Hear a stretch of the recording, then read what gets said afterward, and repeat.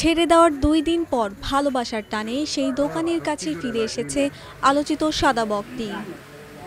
গত ২৭ অক্টোবর পটুয়াখালী উপজেলা বন বিভাগ মুদি দোকানদার হেমায়েত উদ্দিনের কাছ থেকে সেই বকটিকে পার্শ্ববর্তী বকের বাড়িতে ছেড়ে দেয়।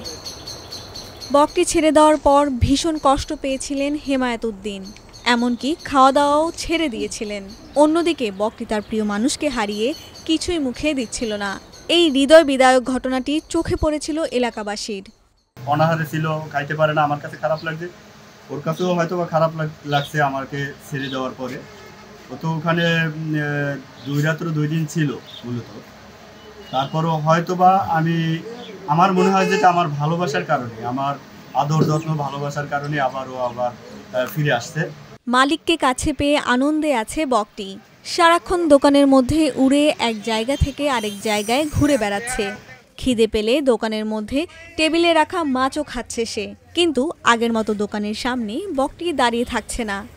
হেমায়েত উদ্দিন বলেন, তার কাছ থেকে বকটি জোর করে নিয়ে বকের বাড়িতে ছেড়ে দেওয়ায় সে ভয় পেয়েছিল। ২ দিন না খেয়ে থাকায় কিছুটা দুর্বলও হয়ে পড়েছে পাখিটি। হেমায়েত উদ্দিন মাস ৪ আগে বকটিকে গুইসাপের মুখ থেকে উদ্ধার করে নিজের দোকানে নিয়ে আসে। পরে পাখিটিকে সে সুস্থ করে তোলেন। ৪ মাস ধরে নিজের কাছে রাখায় হেমায়েতের প্রতি বকটির গভীর ভালোবাসা তৈরি হয়েছে।